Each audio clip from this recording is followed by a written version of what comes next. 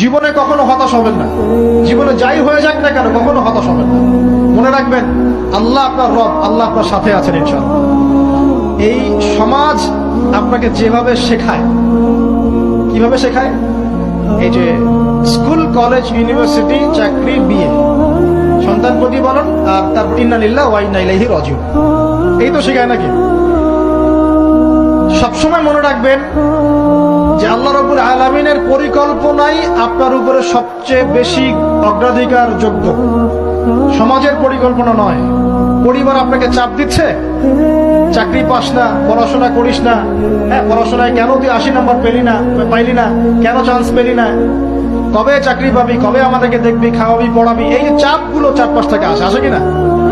এতে করে অনেক যুবক দেখা যায় মাদকাসক্ত হয়, অনেকে দেখা যায় আত্মহত্যা করছে ইদানিং, করছে কিনা ভাই?